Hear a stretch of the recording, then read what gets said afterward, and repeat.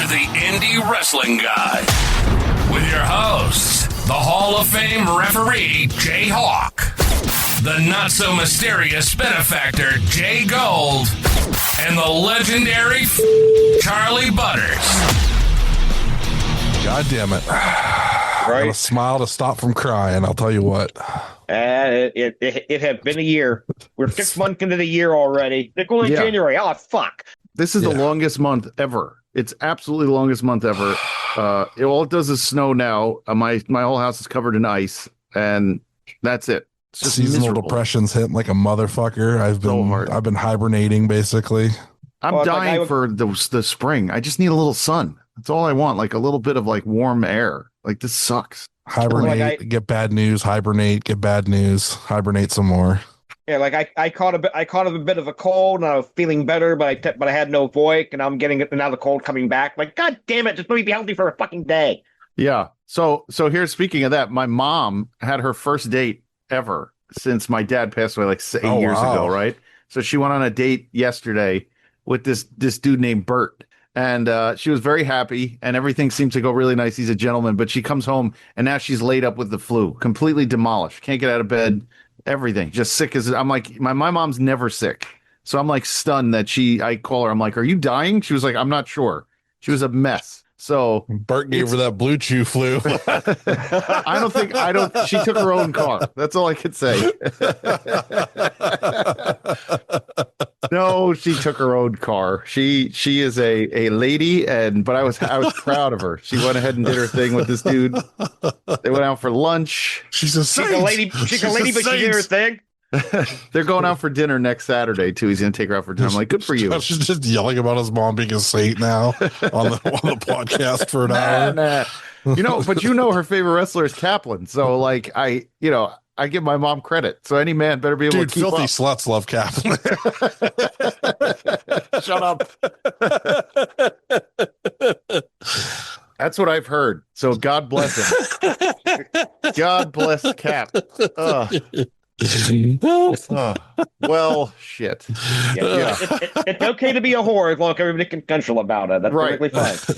So that was all my weekend, was just worrying that she would have a good date. Now she's all laid up sick. So, but then I watched that movie, The Rip, on Netflix with Affleck and Damon, and it's like a 6.5. It's not bad.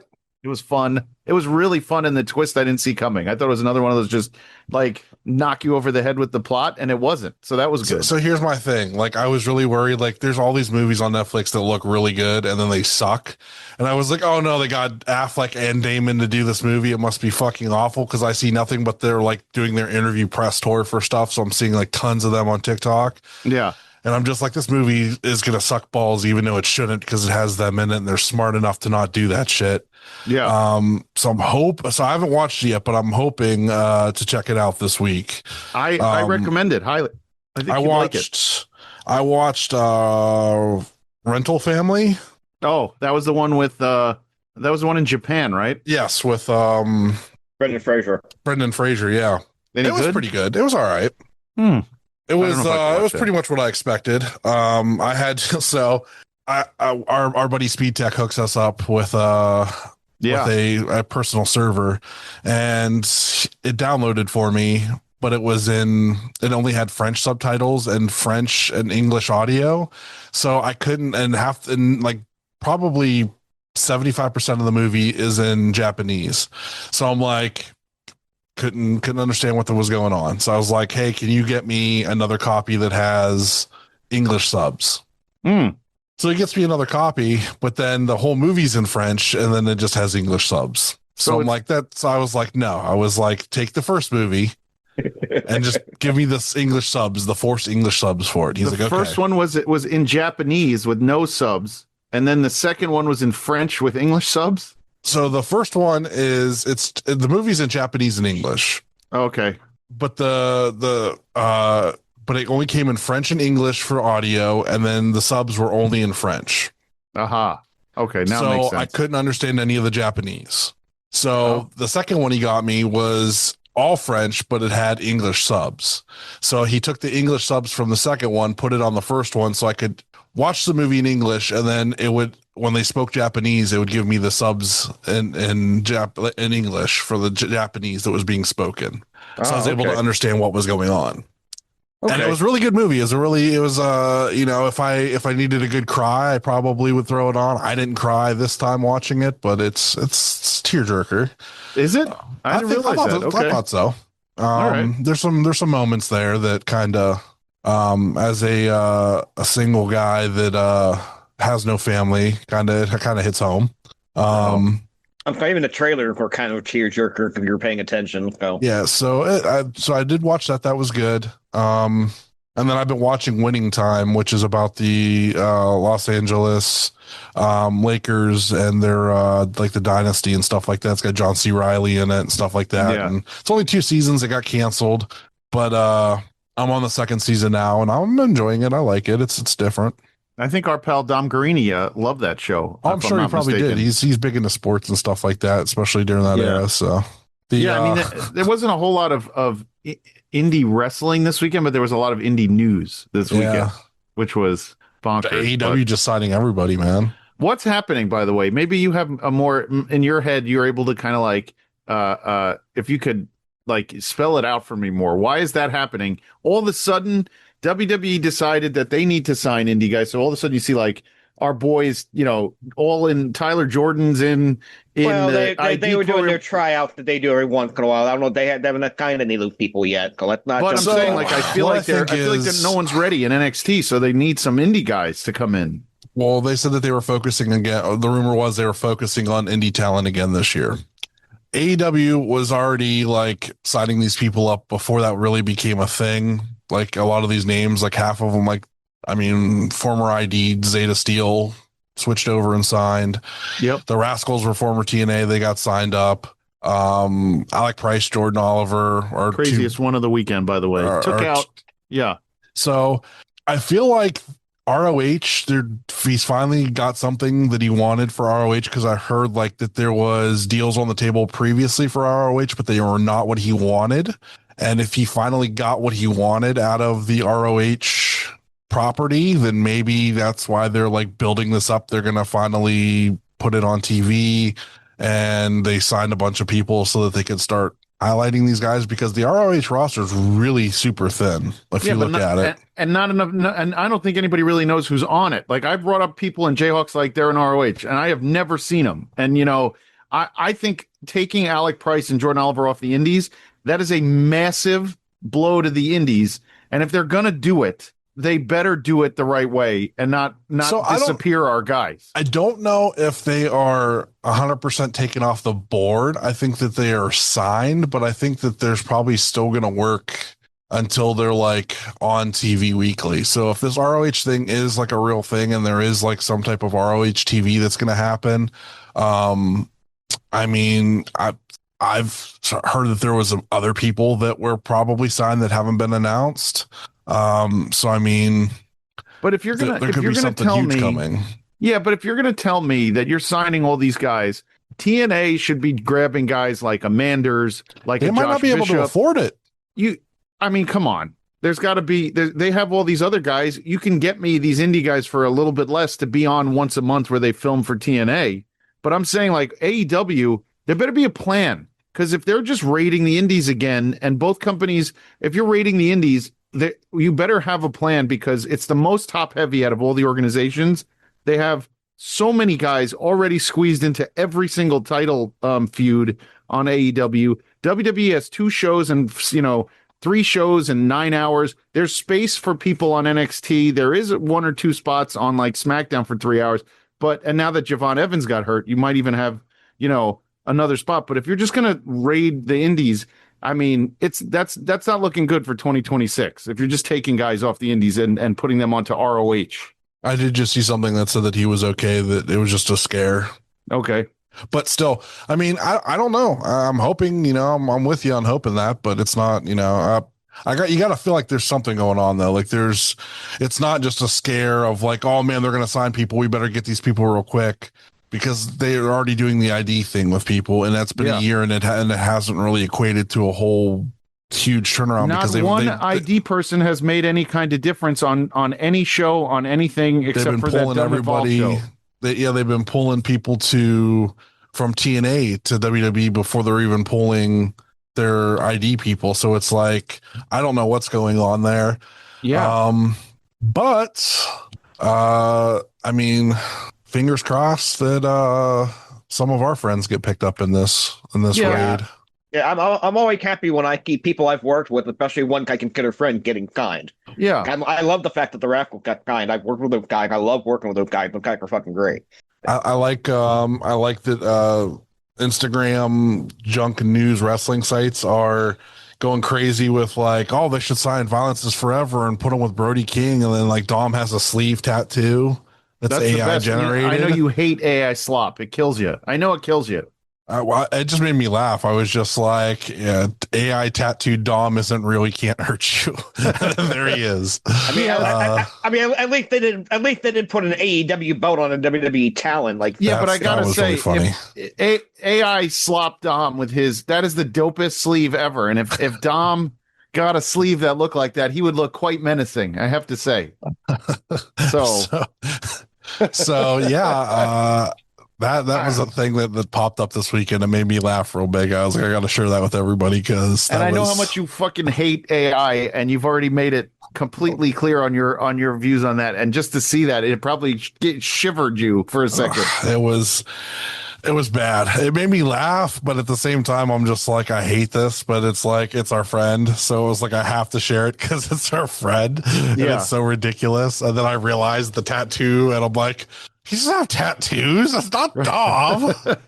Someone's like, can you imagine if Brody? No, I can't imagine if they make Brody King team up with Violence is Forever, and then he tattoos them all up from head to toe. That's like the videos is like they're all just the heavy music, and then Dom's getting tattooed in the chair. Right, he has to sit there and get a sleeve. Tom getting tattooed. So Dom getting tattooed and then not being Sopranos or Goodfellas references is like the most unrealistic part of that. It's like some sort of death metal and some weird shit like skulls and stuff. Everyone's like, Dom doesn't like that. Just weird squares. Yeah. If it's not Paulie Walnuts and like a Tony Soprano covering his arm and forearm, forget it.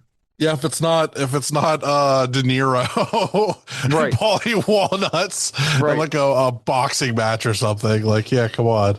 Yep, it's just ridiculous. I don't know. It's utterly ridiculous. Oh boy.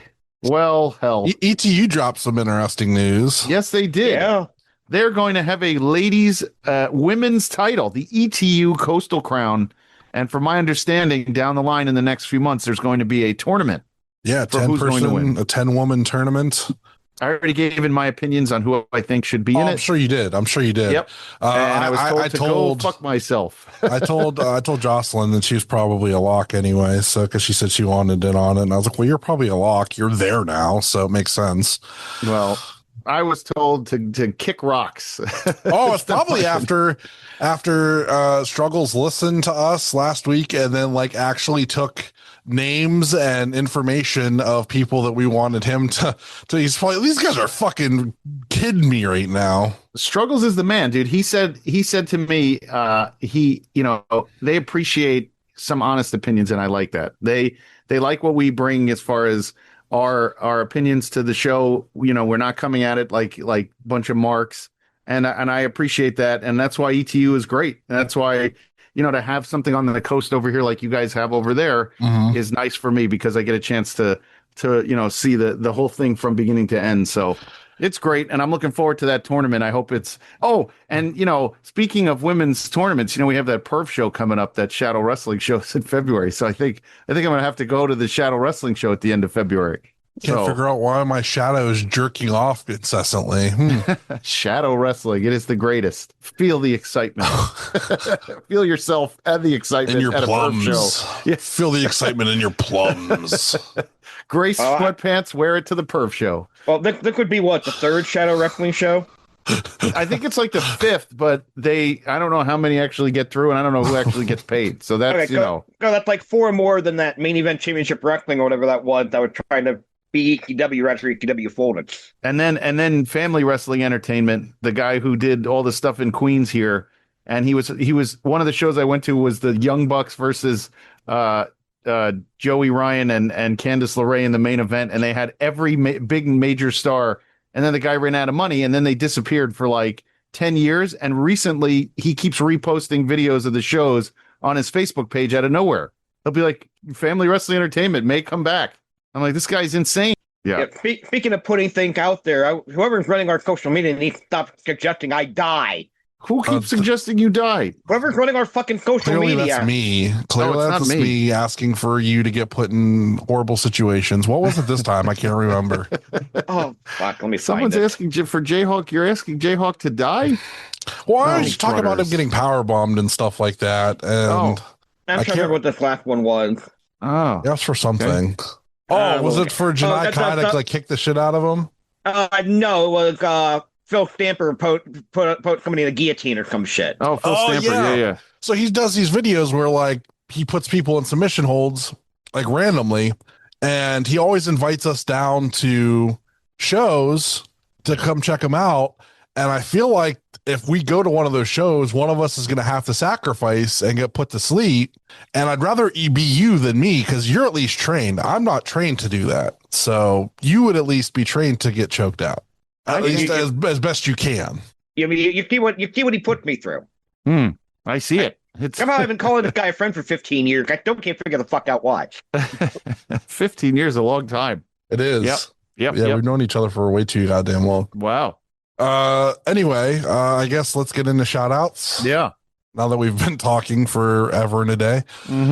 Shout outs, Zach, Paul, and Andrew, and of course the one and only Patty. Hey Patty. Happy winter, Patty. It is January 2036 already, and it is just dark and cold. All right.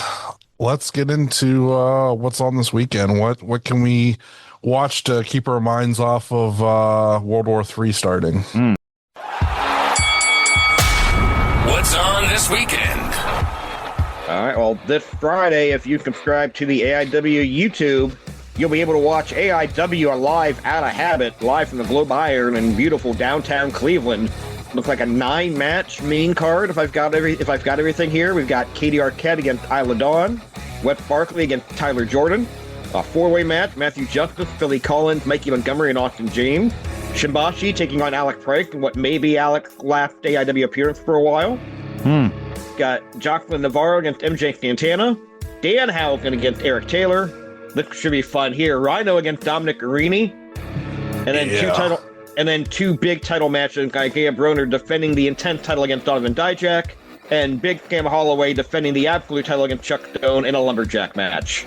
I don't think I can watch this live, unfortunately. I think I got to pick my daughter up from work. I'm kind of pissed. But I think I got time to do that one this weekend. I may do that, watch it live. Then over on the Indie Wrestling Television Network, Power Pro Lucha presents Fist of the North Star, and that is live Saturday, January 24th, and that is at 6 p.m. at the U.S. Squash Center on 25 North 33rd Street in Philadelphia, Pennsylvania. The Fist versus Thick Party and Eli. The Thick versus Thick Fist versus Thick Party and Eli Isom. Hands of Fate versus the Outfielders. The Outfielders are back. Ryan O'Neal versus Julie Underwood versus Devious Cast. Baron Min versus the State Champs, the Colony and Danger Hawk. Crumbles, Defarge, Devantes, and Poison. Oh, okay, those are all in there. Okay. Calix versus Bear Bronson, Gabby Forza versus Harleen Lopez, and the Philly Street Fight, the Spectral Envoy versus Gummy Burger. And I am stunned that Chikara is back. I am absolutely stunned. I love it. That's what I wanted. I wanted to bring Chikara back over here in Ohio, just with fun names and fun goofy gimmicks. Like, yeah, instead of ants, we were gonna have wasps, and we're gonna have like, you know. You mean like the people who wear like polo shirts and stuff? No, or is it, not like your people, Josh. Not my people. Not enough curly hair for your people. Too blonde, too straight. Okay. But that's all. That's on fun Saturday night on the Independent Wrestling Television Network. Let's watch all that.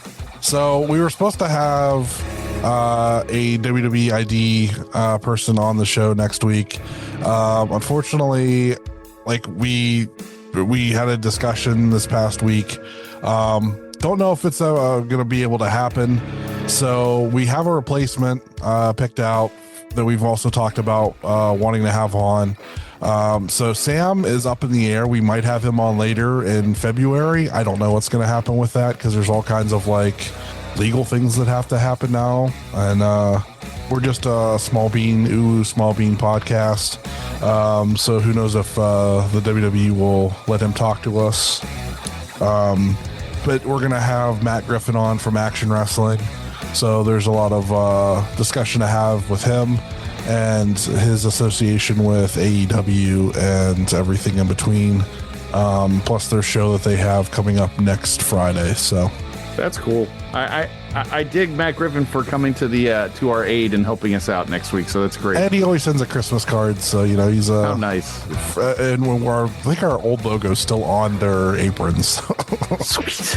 I like that old logo when we saw it in one of the video games when somebody uploaded it. Yeah. Somebody actually put that into 2K24. Was freaking awesome. Yep, that was definitely a highlight. Anyway, let's get to our review because we're going to talk some December AIW.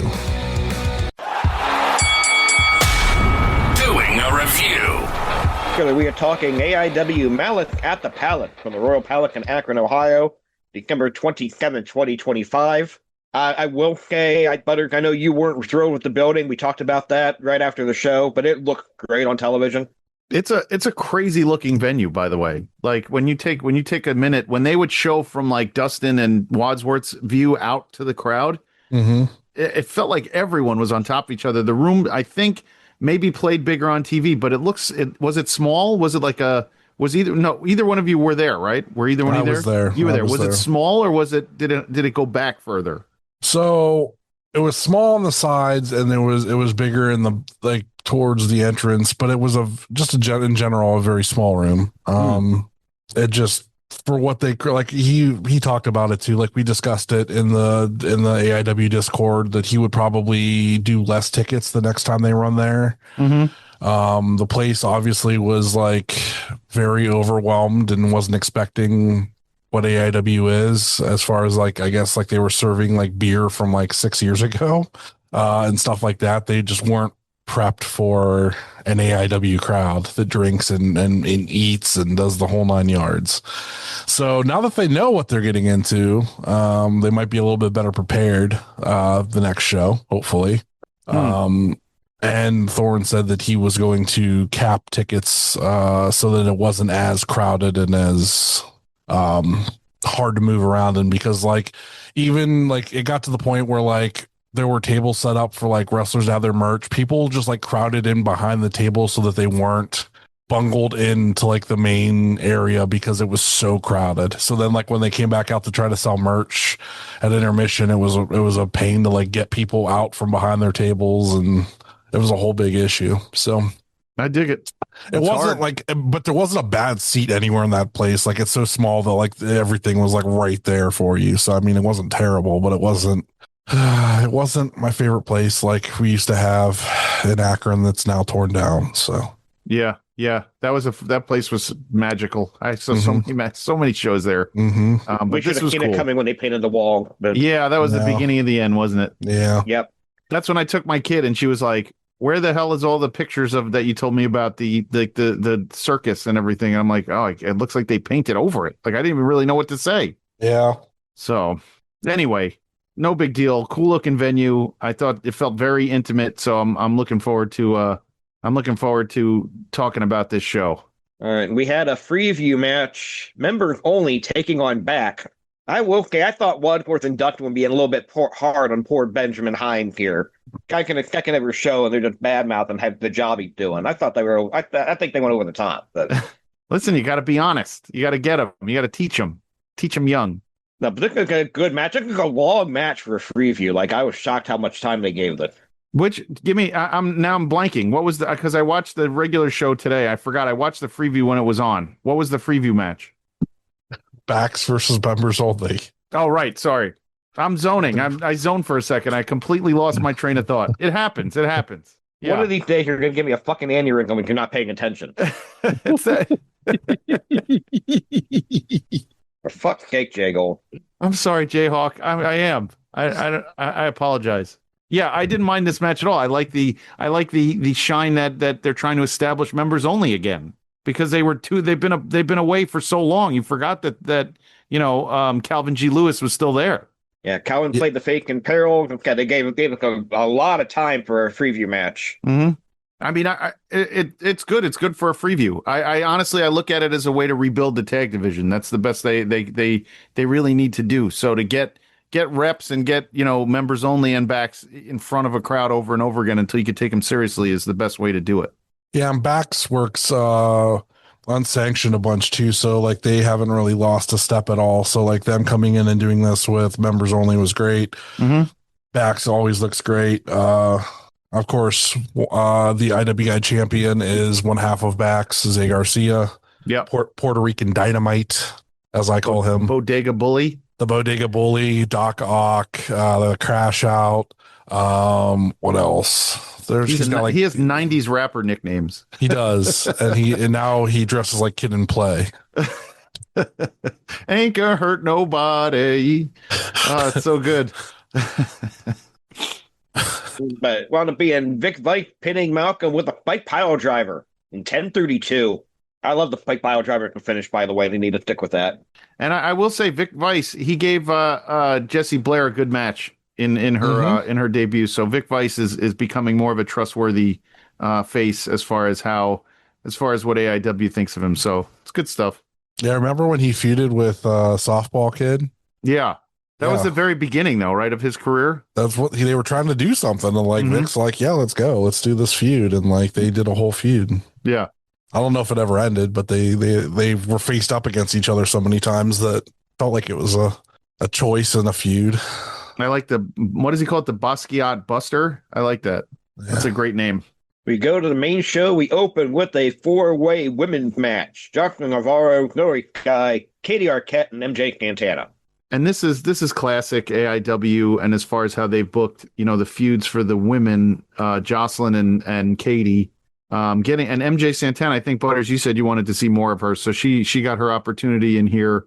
And Zoe Sky is just a staple of AIW wrestling. So good match. Usually when we're in Youngstown, she's there. So this was surprising. She was in the Akron show, and then Santana I know she's like a local, somewhat Wishambashi, so it's good to see her. I know she's out of Texas as well, like from that area, trained in that area, but I'm glad we have her up here. She's a breath of fresh air for women's talent, and I think that she's one to watch. I really like her. Yeah. We got probably about 2 or 3 minutes where this was basically going at Katie one-on-one, and I would just like them to see them book that one-on-one match. I thought they worked well together. Well, MJ is she doesn't look like some of the other women wrestlers. She wears that singlet and she's bringing it. She went into the crowd in the beginning. She's about it. She always goes after, like, there's people in there that say something to her and she goes after them every single time. It's so funny. Yeah. And then she drops the straps like Kurt Angle, and it fucking makes me pop. I think, like, I've been seeing a lot more women wrestlers wear like the old style, like one piece bathing suit type deals. And it reminds me of like All Japan women's wrestling and stuff like that. Yeah. Or like 90s Joshi wrestling, and it pops me every time I see it because it's such a unique look, and I think it works so well. Like, I remember, the hell was her name? Delilah Doom? Yeah, maybe? I think that's good. But she had like that, like she would wear the fucking like aerobics outfit, and it was just whatever reminded me. There was that other woman too, the one who was in GCW's during WrestleMania weekend a couple years ago. She looked like an old like 40s actress. And she had like a cat as part of her name or something. Thunder Kitty. That's the outfit right there you're talking about. Sorta, but it's like Tony I don't Storm know, does. Sort of, but it's I don't know, just like I like that outfit, and I think it works for like certain people. I think it really fucking works, and it's a good look. So I think it When I go to the Shadow Wrestling Perv show, I'm gonna tell some of the the lady wrestlers that we at IW Guide suggest the bathing suit gear. 90s bathing suit. It won't make me look too weird. Japan women's gear. Well, yes. when you're writing it down as you're reviewing them during the ETU tournaments when they come back from the matches and you tell them these things when they go past me. Listen, it would be much better if you wore this look, and I pull out a picture and I go, take a look at this. All right, it was Jocelyn pile driving Santana, Derek pulling her out, Katie stealing the pin for the win. Josh is going to be like giving us fantasies out to them, be like, look. You're still thinking of this. All right, we've got Alec Price taking on Eric Taylor, accompanied by the Duke. I thought this was a good match, but I also thought I don't know, and I like Eric Taylor, but I don't know if he can keep up with Alec Price. I don't know how many guys can. But Mikey said it. Right. I thought Eric would tried and did a good job, but I don't think there is anybody. I think even I think he faced off against Marino, and even Marino couldn't keep up. Like I think Marino made him slow down to his pace more so than anything. With Eric, because I think Eric wrestles a TV style a lot like Wes. They kind of wrestle a slowed down version, and I don't know. I think you need to when you're with Alec Price, you got to be able to let loose. You know what I mean? So nothing wrong with the match. I just don't think anybody can keep up with him on the indies. He's just that good. No wonder he got signed. But I mean, good match. But I think there are better matchups for Alec Price. We'll see. He's facing Shimbashi this week, so nice. Yeah, I agree. The match was fine. Yeah, we got Duke interference, backfiring late. Frank getting the blockbuster for the win. About 10:40 the time on it. Good match. No issues with it. You know, I want Duke to have another. I think Duke needs somebody else in the stable. I'd like him to bring somebody else in or manage somebody else. I think he needs to like get himself ingrained into somebody else's gimmick. I really do. I don't know. I feel like Duke eventually is going to get the boot from Eric too, and that's going to be it for the Duke. Oh, I want to see Duke get some either add or jump into something else, kind of like a Paul Heyman. I want to see Duke kind of jump in with someone and do that. Like Broner got, Prohibition. So I think there has to be someone on the roster that I'd like to see Duke kind of make into a Duke money guy. Baseball kid. Oh, I have a better idea. How about Derek and Man Bear Pig Kid, and they come back with like makeovers like Bobby Eaton and William Regal. They blue blood it to look wealthy type of thing. I got it. See, I'm writing stuff as we talk. I got it. Derek Arica and John Thorne not going to let anybody on the booking committee. Right. That out. But this is my own thing. You can take it if you want it, guys, but I'm just saying. All right. From there, we have our first championship match of the evening. Speaking of J-Pro with Broner, the guy Gaya Broner with Josh Prohibition defending the Intent Championship against Mikey Montgomery.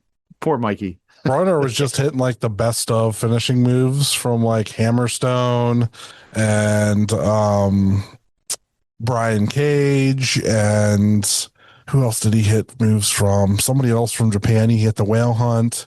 He hit the pendulum suplex, and he hit the Weapon X. It's got to be a hoot working with Mikey when you're as big as Broner, because Mikey will give you all that. Broner can base for all of Mikey's craziness. Yes. So then he could just like give him all the crazy moves. But Mikey kicked out of everything. Yeah. And I mean, that's Mikey's thing. Yeah. I mean, he underdogged it and he was so close, but so far. Sorry, JHawk, go ahead. No, I think for what this was perfect. Mm-hmm. I mean, like a Mikey fan, I would have liked to see Mikey get a little bit more offense, but he kicked out of everything. He got a couple of close pins on it. So it's not like he got buried here. I know a few people were upset that Mikey didn't get more, and I would have liked to see him get more, but it was perfect for what it was. Well, yeah, and I would say there's nothing more the way they're starting to book Broner right now is exactly how he should always be booked, as like this monster who comes out and beats people up. But when Broner can give you more time and make and sell a bit. But if you're going to have him against Mikey, this is exactly the way it should go. Like, I mean, come on. Yeah, if you're not going to have Mikey win, then this is the exact way it needs to be. And it was, I mean, he hit all those moves, high impact. They all looked great. Mikey did his thing. It was a good match. Yeah, yep. And then to me, this makes the match with Dijak on Friday even more appealing, because Broner's been just threw Mikey around, dominating. He's not going to be able to throw Dijak around like that. Right.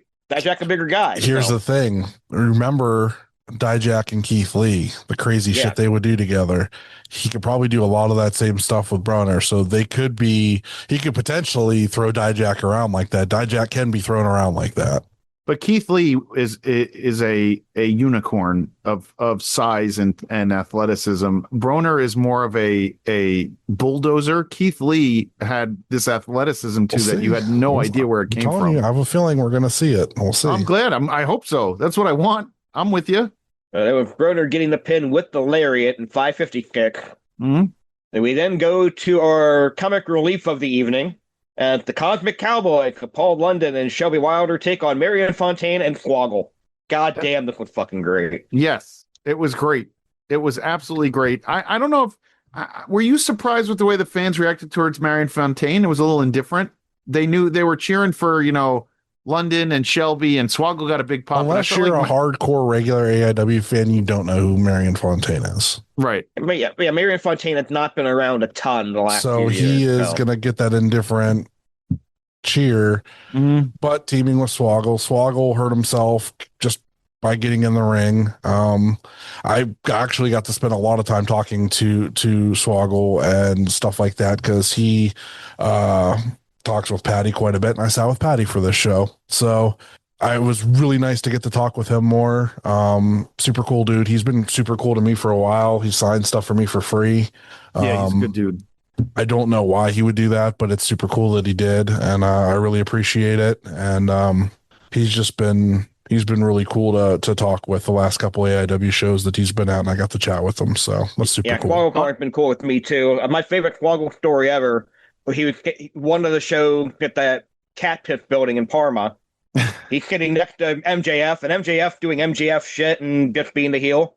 And I look up Swoggle, I'm like, yeah, he's gonna shake your fans away. Are you okay with him costing you money? He go, dude, I was in sketch WrestleMania. I could give a fuck. Dude, I saw this story, and I don't know, it was JBL telling a story to somebody online, doing a podcast, and he was telling a story about Bob Holly before WrestleMania dropping Swoggle off, and he's completely in the middle of drunk. A field, holding him like luggage. And JBL's like, I looked at him and I thought he was carrying luggage, and he was like, no, that's a person. And he goes, oh, that's Swoggle, and we didn't know what to do with him, so they put him on like a bellhop. Yeah, people were like, he was driving up through the crowd of people because they didn't want Vince and Linda and them to know that he was hammered. Yeah, amazing. And I sent it to Thorne because I was like, this is an amazing story. Like that's so good. Those type of stories I can listen to all day. Well, I have a trading card of him on one of those in his where he's in his underwear and a t-shirt. Oh, I need to get it signed, but it's a picture from the major figure pod cards. Yeah, and it's him sitting on one of those like this with his arms crossed and missing his pants, just sitting there. Yep. It's just we've heard these stories. We heard the stories from Thorne when he would yell at him to get on his carpet that he had there was a little American flag carpet.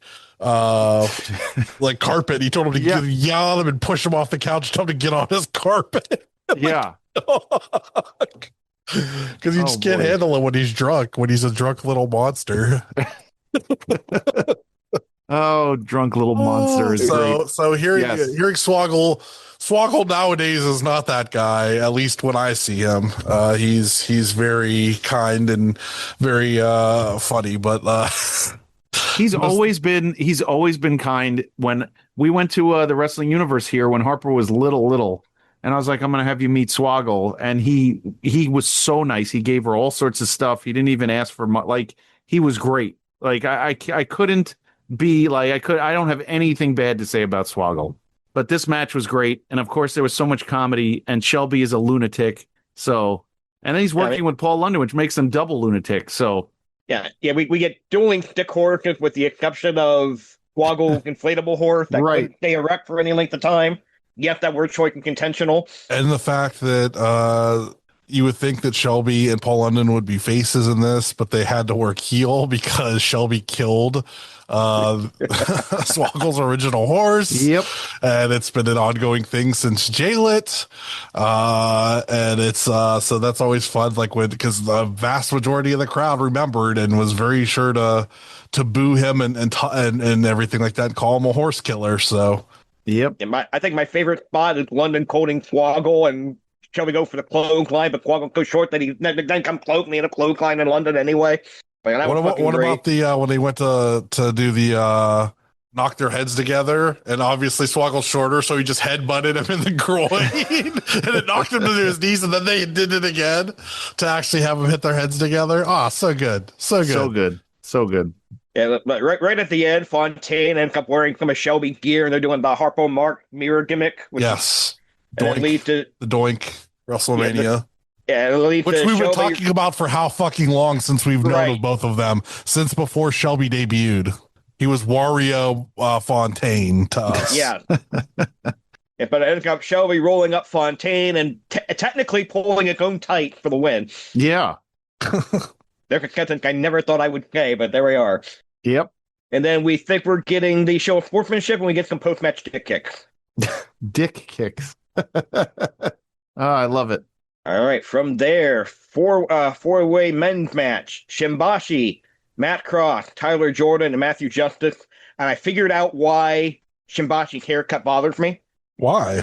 Because with the hairstyle the way it is and the gear he was wearing, he looks like Temu Mike Bailey.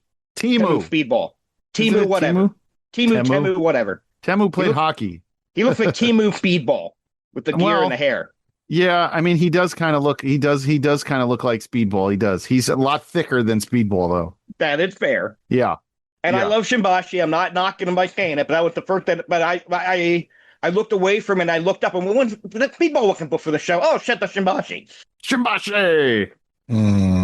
He's great. I love him. I'm starting to really enjoy watching him develop. So it's great. We got some interaction with Nipsey Nash and Fonzie, which was fun. Fonzie took his shirt off. Oh no, was that this match? That was later. I get mixed up. Yeah. At one point, Nipsey Nash pulls Jake Clemens out of the ring to break a pin and offer him a bribe. And I'll tell you why this didn't work. You can't bribe Jake Clemens with money. You've got to bribe him with Dunkaroos. Get Jake a cake of Dunkaroos, and Jake will do whatever the fuck you want him to do. Original recipe Dunkaroos were the best. The Dunkaroos they make now taste nothing like the ones we loved and enjoyed when we were kids. So maybe they'll go back to it one day. But that original Dunkaroos, they just hit right in the 90s. It's just delicious. Anything, Butter? I got nothing on Dunkaroos. No, on the match. Nothing on Dunkaroos. It's Shimbashi. I enjoy what he does. So yeah, he's one of those guys. Again, I said with Junie Underwood, you're going to see him a bunch, and then he's going to get signed, and we're never going to see him again. So I'm enjoying seeing him while we have the chance to see him. It's crazy. That's the way it feels too. By the way, now on the indies, you get it nowadays with so many TV wrestling companies. A guy gets big, he's gone. That's the end. That's just it. It's crazy how much it's changed. Yeah, they don't get to marinate anymore for 10 years like Kevin Steen and them. It's you marinate for 2 years and then you're gone. Yeah, it's true. And then you do more marinating there for 3, 4, or 5 years before you start seeing TV every week. You may think I don't know if you agree or you think I'm crazy, but I think a wrestler in general on television doesn't understand their true gimmick and value until after they're 30, at least, even if they're on TV for 10 years leading up to, if you get on at 20 years old, I don't think they understand their true, how they carry themselves, what they're supposed to do when they're comfortable in their gimmick until they turn 30, because a lot of the big stars are over 40 and it took them forever to understand who they were, I just think there was such a long marinating period for talent before, where it was they'd be on the indies for 10 years or more before they would get signed. And then it was they were ready to do everything. So they didn't have to do much seasoning before they were facing John Cena on Raw. True. So one of the things that were amazing is he took the mask off El Generico as Sami Zayn, and he was ready to go as Sami Zayn. He didn't need it. You didn't need to give him time to adjust. When Steen came in as Kevin Owens for the first time, you just smelled star on him the second he came out. And those guys weren't even in TNA or anything like that. Those guys were ROH specifically in those areas. So I think you're right. Balor. It just It's one of those things that doesn't exist anymore. Like you get that little bit of buzz and you're gone. And it's like they really need to need more time to cook. They do. They need I mean, it should be like college where it's like you have to have 10 years on the indies before you can get signed. You're not wrong. Make it a rule.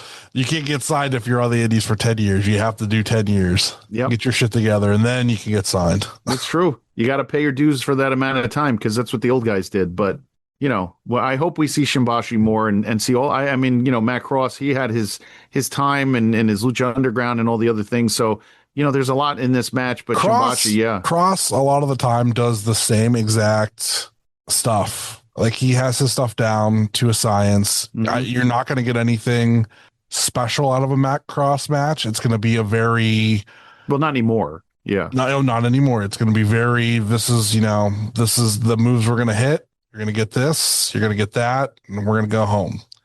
That's what it feels like anymore. Makes sense. I mean, when you think about it, like the closest thing to a national deal Matt Cross had was Lucha Underground, and he's made a good living in the wrestling business. So, like you can't fault what Matt Cross done in his career. No, not at all. But it took him probably a long time to understand who he was too. He was all over the place. Yeah, but Tyler Jordan speared Justice through a table, then hit the Tiger Bomb on Shimbashi for the pin and 1050 kick. Now, was he ID'd, Tyler Jordan, or was he just given a tryout? He was given a tryout. Okay. Coming back from the intermission, we get Dominic Garidi and Mad Dog Connolly and just let these guys beat the shit out of each other. I got exactly what I wanted out of it. They have to call this match on the indies the Butters Special. This is like if you're booking a show and you want Butters to show up, you just put this one on the card and he'll be there. So you're gonna be surprised by this, but I was not a big fan of this match. Oh, how come? It was a very watered down version of the matches they had before because there was no build or backstory to it. It was just, these guys tear each other up. Let them go tear each other up. But there was nothing to it. So then it's just like they kind of just did some stuff. And it was like, it didn't feel like, even like thinking back on it, nothing was memorable enough to really hold my memory other than the Dom won again. And I was like, oh, okay. Like they didn't even have Mad Dog win this time. So like if they did a third time, then it's like, well, they each have won once. Oh, yeah. Anything like that. So now it's just like, don't book them again unless you're going to give us something like special or going to turn this into a feud. In fairness to that point, I don't know if you went back and rewatched it on this YouTube feed, Butter, but Wadsworth did mention on commentary that they had a second match elsewhere and that Mad Dog had won it. So they were kind of treating this like it was the third one. But it's more like the fourth because they've absolutely had more than that. Because the DPW one took place and Dom was a replacement, but they had faced each other somewhere else before that match. And then the AIW time was like the third time, and then this match. So and if that what he says is true, then they've wrestled each other more. Look up on Cage Match and see if we can see how many times they've wrestled each other. Because I'm sure it's probably at least 5 times, if not more. But like I said, this match just did not feel that way. And I feel like if you were going to count that just doesn't work for AIW because AIW has its own like universe. It doesn't include stuff from outside of it because that's why they rarely have other belts or anything else mentioned on those shows. So the fact that this is number 4 all time. The first one was back for Black Label Pro back in 2003, but it gives the third one within about 5 months. 2000 what? 23. I'm sorry. I think I get 2003. 2023. Okay. So they've wrestled in Black Label in 23. Then they have the DPW one. DPW one was in August. They had the matches at the JT Lightning tournament, and then this one. Okay, then this one. Okay. So yeah. So like, I don't know, man. I'm just I wasn't feeling it as much as it was good, but it just wasn't. It was a watered down version of the other 2 times I saw, and I think that the one that he filled in for at DPW was just more brutal than even their J-Lit match. The J-Lit match was great, but it just, for them to really like get into stuff and do stuff, it needs to be like relaxed rules. And I just don't feel like they did anything with it. And if they're trying to build this to something, it's not working for me. And I should be the number 1 guy that it works for. And it's not working for me. So maybe I'm missing something. Maybe they're going to team. I don't know. You want a good Mad Dog Connolly match? You should see him against Tombstone Jesus at JCW from 3 weeks ago. We watched that. Yeah, that's the match. But I think, if they want to make Mad Dog and Dom team, I think that's interesting to me. If they want to do that at AIW, I'm interested. Yeah. But I don't know what they were going for. So this was just kind of Right, but I want Dom getting the win with the Mucklebuster in 8:43. From there, we have the AIW Tag Team Championship on the line. PME, accompanied by Fonky, taking on the champion, Derek Dillinger and Tyson Rick, accompanied by Katie Arquette. That still feels Josh, weird tell to me. us how much you like this match. No, I did not. I have to be honest with my pal Derek. This match, and I love PME. This match felt like it was being wrestled underwater. Like it was very slow. I don't know what happened. I'm not even sure where it went wrong, but it did not feel. I didn't feel any urgency. I feel like PME wrestling for the tag belts now. Like you almost need to they almost need to reinvent themselves. With some sort of refresh, because with Philly looking as good as he does and Marino always shredded up, and now you just have them with Fonzie. I feel like they need to have more. They need to get a refresh, and I feel like Derek and Man Bear Pig Kid need some chemistry. Like they need to find some sort of chemistry there, because I didn't feel it. So. And I've seen their other matches and they weren't bad. And I feel like this one was not a good showing for either tag team. I just feel like PME, they really need a refresh. And I feel like Derek and that kid, there has to be some sort of connection. And the kid doesn't get any new gear to like match or anything. And there's all sorts of stuff that like could be done. And I'm Josh, thinking you're telling me that you were a super huge fan of the two matches they had against Ryan, your cousin, that you only see at Christmas, and Andy. You thought that match was really good? No, I'm saying that I didn't mind it because it was for what it was. Like this match was supposed to, if you're going up against the former tag champs in a match like this, there should be something. There should be an urgency. There should be a fast pace to it. And I felt like everything felt very slow. And it was not enjoyable to sit there and see them defend the titles. So, my opinion. Yeah, it's still weird to me to see Tyson Rick and Derek Dillinger act a team together. And I think you kind of picked up on it, Jay Gold. He hasn't changed his gear. They don't look like a tag team. Yeah, it's disjointed. It feels like they were thrown together and it was like supposed to be just kind of like a quick fix or something, but like we have to wait for them to build the division back up before they take the belts off of them. But I don't know what the end plan is here. I'm like hoping there's going to be some type of interesting end plan for these two that we don't see coming, or something. There's going to be something that happens here, but I don't know what it is, and I'm kind of like tired of waiting for it to happen. So if they could get on to the next part of the story, please. Thank you. Yeah, I'm not gonna like now. Look at their fourth title defense. So I mean, they were clearly thrown together, and I get well, their first defense against Dan Housen and Swoggle. Okay, I get that. You're gonna keep the belts there. This is the first time that their match really felt like it had real stakes on it. Yeah. Because the other two matches were just kind of impromptu things that were thrown in at the last minute.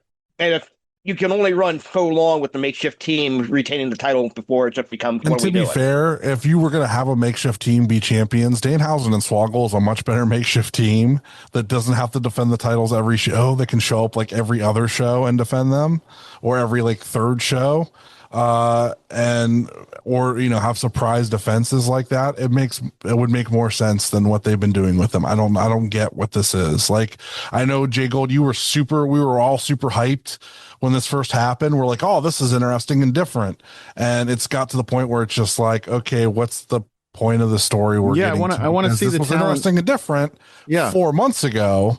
But now it's just, what are we doing? Yeah, I'd like to see them in some sort of either long-term feud or something where the two of them can, where Derek can shoot like his movies or whatever, and then do something like where he gets, this kid, ready to be like a leading man or something like that. You know what I mean? Like some vignettes where he's talking to him and the kid's like not listening or whatever. And he's like, you got to listen to me. Like, I'm telling you what the right thing to do is here. And the kid won't listen and he's trying to direct him and all sorts of stuff. And he keeps yelling, cut. Stuff like that, I think would be good. So we'll see. Something. We'll see where it goes. Give us something. Like, give us something different. Like, I know they tried that with that pre-show match stuff, but just come on, guys. You're not trying hard enough. I feel like, I don't know. don't want to be hard on Derek, but it's like I expect a high level from the first ever IW Guide champion, and he's not giving it to me right now. Right. So yeah, cut dreams to Rig. Rig got a foot on the rope. Derek and Filler were fighting on the floor. That allowed Rig to hit Marino with the clapboard behind Tom Dunn's back for the pin. And still champion taking Rig and Derek Dillinger. We then go to Wes Barkley against Nick Nemeth, and it's Wes Barkley's dream match. And I'm gonna say it. This was my favorite match of the show. I expected it to be good because Nick Nemeth's always been good. This was fantastic. It exceeded out every one of my expectations. Nemeth is just a professional, like just a professional, like amazing. He wrestles that style, and so does Wes wrestles a TV style, and that's what you got. You got a very well crafted TV match, to be honest. There was 500 people in attendance, and probably 450 of them were there for Dolph Ziggler.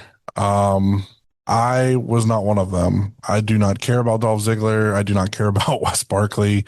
I played on my phone during this entire match. I watched the ending sequence. I thought that was fine. There was no need for there to be a fucking door in the match. I will agree with that. There was a lot of stupid shit in this match that didn't, like, I looked up and was just like, why the fuck is this happening? This is stupid. Especially if you want to show that you're the best wrestler, but then you're using a fucking door. Like, this stupid indie bullshit. Quit it. Like, it just, I was already going in not caring about this match, but then it just pissed me off.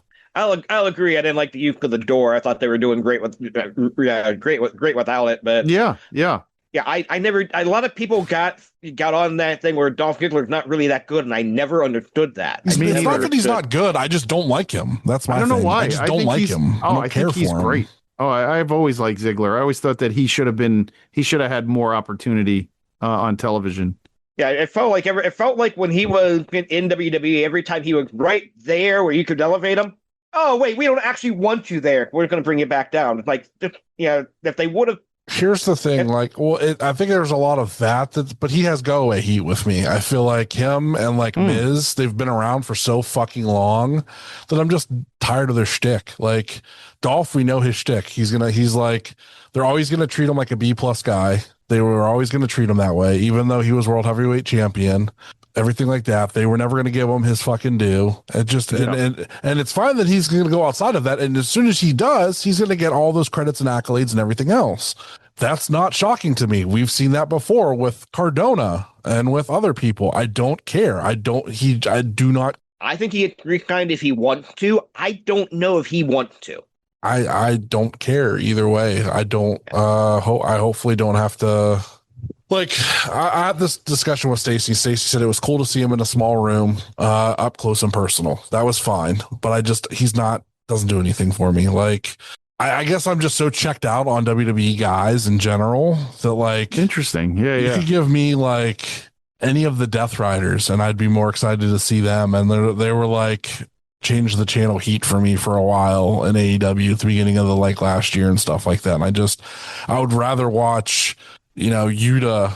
I'd be more excited if Yuta was there or any of these guys that are just not as a big of a name as Dolph Ziggler is and maybe the wrestling thing. I'd just be more excited for any of them. You can keep all the Death Riders. I don't want any one of them. I mean, Claudio, I'd rather see Claudio. I would rather see any of those guys over 10 years Dolph Ziggler. No, I would still like to see Claudio today in an AIW type environment. You can keep Moxley far away. Mm-hmm. But I don't know. He doesn't do anything for me. It's fine. Obviously he draws. I'm obviously the minority. I understand this. I understand why he was brought in to do whatever.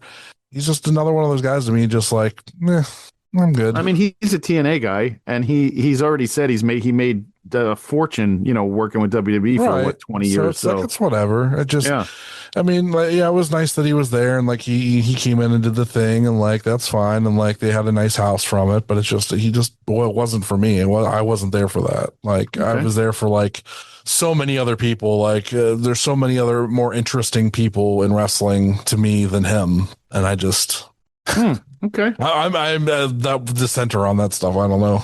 I dig it. Tell me to shut up and let's move on because I'm tired of talking about it. Okay. Shut your face. Let's go. Okay. West appears to steal one with his feet on the rope, but then was kicked out, hit the danger zone for the win in 17-20. Well, obviously, very mixed opinions about this match. But then we Mine go don't to count because I'm biased. If whatever you guys say is what we'll say it is, I'm biased. Extremely biased. Yes, extremely biased. Right. But we'll go to the main event. It is Chuck Stone defending the AIW Absolute title against Cam Holloway. I'm extremely one-sided on this as well. well, okay. Well, here's the thing: Wadsworth and Alberti are trying to play this off like it was a split crowd. On TV, it came off like it was 85-15 for Cam. Absolutely, like, I'm sorry. Absolutely. Sam's crowd was definitely more than half of everybody there. Everybody finally got very vocal about we are tired of Chuck and his dad, and we want Sam, and we like this new evil Sam, and we don't care if he's a bad guy and he's going to take the belt and never come back with it. At least then Chuck Stone won't get a chance to wrestle for it again. I'm gonna say though, Chuck was an admirable champ for them. He was. He put on a hell of a match with Sam. They went to war. He fucking got his ass beat. He gave it right back. It was a good fucking match. Like this. This showed me a lot of Chuck being able to really work that top level more so like with a bigger guy. And I thought this was maybe what he needed to kind of get his ass in gear with whatever he's trying to do and be better. Cause Sam fucking like drug him up to that level to do it, and I thought this was a really good match. Plus the crowd was super fucking hot for it the whole time, which was great. I know that they saw Sam from the very, very beginning as a future champ. I mean, you can just see it, and you know what, he's going to carry it, and his matches are believable. He's come a long way, and I think, you know, I don't think there's when it comes to how Sam runs a match, you have a guy you can put out there in any situation and be a believable can't lose champ or a believable could lose champ, and it's good. I'm glad they went in that direction. I'm glad they made that decision, and I'm looking forward to his reign to see. I don't know how long it's going to be until he gets scooped up, but as we talked about earlier, but you know, I'm excited to see what happens, what matches they put up. Yeah, very, very fun. Chuck almost gets the win in like the first 10 seconds. He just hit the Burger Time Slam like right off the bat, gets a near fall. They go back and forth for a while. Tom Dunn eats a boot from Big Sam. Better him than me. Sorry, Tom. I love you, but I don't want to take that ever. Sam hits a low blow. Crowd chants one more time. We get a choke bomb. There's no referee. Jake comes out to make the pin. Sam choke slam him for no apparent reason. Crowd chants one more time. Poor Jake. Jake, that's why. Probably. Sending them back to Duncanville. Jake's going down to OVW. Ain't going back to get more Dunkaroo after. He's going back to fucking Mid-South Wrestling. Yeah. Mid-South. Chuck hits the backbreaker. Dunn wakes up, counts to 2. Stone was underneath the rope when he was covering. So technically, it shouldn't have been a count, but Dunn gloopy. I won't bury him for it. But then Sam gets the choke slam for the pin in 1926. So I was hoping they would kind of play this more like some of a Punk type deal where they're definitely going to go that route with it. But I'm excited. Sam should have won this belt a long time ago, in my opinion. So I'm glad he got it. And there's a lot to do with him in this winter if you want to play it right. I don't know. Again, I don't know how long you have with him, you know, but there's a lot you can do with him now, and he's a champ that, you know, carrying that red belt looks good on him. So, you know, who knows? Yeah, that's just it. With that ID deal, he can get a call tomorrow. Hey, we want to sign you full time. Come down to Orlando. So you got that's going to be the one thing right now. And yeah, how long do you have him? And that is something for us as the indie wrestling guy to consider down the line. Now we're going to have to keep our eye, you know, as part of what we do, just basically keep our eye on the indies, because as soon as a guy gets big, we always have to say, hey, that's great, but you know, he may be gone. So who knows? Who knows what the future is for the AIW title if they decide in March that they're like, we don't have enough big guys, sign Holloway and put him on NXT tomorrow. So you never know. Yeah, especially when you got a Nova Femi getting the call up and that kind of thing now too. That got an opening for a guy like that. So. Yep. So what do we got? Grading, review. Gonna rate it. What do we got? I am going to give it 4 Dunkaroo bribes out of 5. I was entertained. I think I'm going to go a little bit lower. I'm going to go 3.75 doors that shouldn't be there out of 5. Even taking out the one match I didn't care about, I'm going to give this show a 4.25 stick horses out of 5. 4.2, that's big for you. It's a good score. It was a good show. It was a good overall show. Yeah. I think they're headed in an interesting direction. I think there's like, we talked about the few things. We're kind of curious, like, what the hell are we doing here? But for the most part, like, look at all the names on the show. We had Dom Guarini, we had Mad Dog, we had Mikey, we had Broner, we had Sam Holloway winning. I mean, there was a lot of great stuff on this card. Even Alec Price and Eric Taylor. Like, I mean, they had, like, there's a lot of great stuff on this card, backs and members only opening. It's all good stuff. The women's match, it was all very good. So I was like, with the flowed well, everything was good. It was a good time. Like, I felt this was a very AIW where have you been type moment for some of it. So yeah, I don't disagree. Hopefully they can keep the momentum going this year. Sure. Yeah, they're some interesting direction. And I mean, we previewed the card for Friday night earlier, but then you look at the Youngstown card and they're bringing Mike Cantana in and for that, and Bree Kelly going to bring it in from name talent. Yeah, to work with everybody. Youngstown the same day as Toy Hio, so it's like it'll be a super long day for me, but it'll be fun. That's great. Been a while since I've hit an AIW show, but I'm gonna have to talk to the wife and make sure I can hit that Youngstown show. Honestly, I met Cantana the last time around. So yeah, you did. I selfishly get to see him at every ETU show, so he's always around, and at Creative Pro. Honestly, I need to look into going to that Youngstown show. I haven't seen Patty in like 6 months. But. Yeah, you probably should go so that she knows you're still alive. Yeah.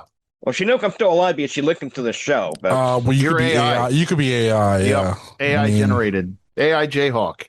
There's enough voice footage of you that we could just make an AI version of you, and nobody would be the wiser, except for when you would talk about how much you love dogs and everything else. Because I would make sure that like worked its way in there somehow. JAI Hawk.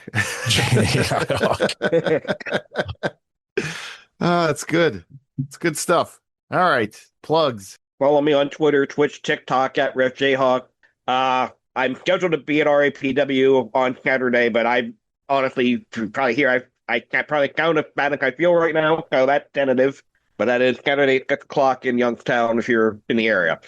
Charlie_Butters on Twitter and Instagram, and if you want to buy the first ever IW Guide Championship, you can for $400. Oh, really? The IWGP version 4 IW Guide title is for sale for $400. Oh. So if you would like to purchase the first ever belt that we had and that was held by the first 2 champions of the IW Guide, both Derek Dillinger and Mikey Montgomery, $400 and yours. The thing weighs like 12 pounds. If you're local, I will deliver it to you. If you are further away, I will mail it to you. Let me know. $150 for shipping because that thing's heavy as shit. No, I'm joking about the shipping cost, but you're going to pay. It'd be pricey, but we'd work it out. But yeah, $400. It's yours. I think I paid about $400 for it, maybe a little bit more. But yeah, if there's any takers in it, it's for sale. So all right, you can find me on Twitter and on Instagram at JGold12. Rate, review, and subscribe wherever you listen to us. Our Twitter handle, IWGuide1, Blue Sky IW Guide, YouTube.com/IW Guide, and Patreon.com/IW Guide. Don't forget about the merch store over at Brainbuster Tees, Gorilla Press Apparel, podcast friends. Listen to We are part of the Main Event Wrestling Network, Wrestling Junkies on the Mark, Tino's Time, Blog World Order, Vicious Rants, new show, Dusty Finish, the NXT Night Shift, my show tomorrow night, 10:15, Tuesday nights, 10:15. It is live. At Odds with Wrestling, the card is going to change. The Super Fantastic Podcast and Marks with Mikes. Check out our other friends, Monsters in the Toy Box, Toy Hio, Rubber City Toys, Neo Pro Wrestling, OKCR Creations, Stash Pages, and Pally's Beef Jerky by our friend Kaplan. That's what I got this week. Butters? Life's short. Watch more indie wrestling. Don't forget to review and subscribe wherever you listen to us. Find us online at Facebook and Instagram at the Indie Wrestling Guide. And on X or Twitter at IW Guide 1.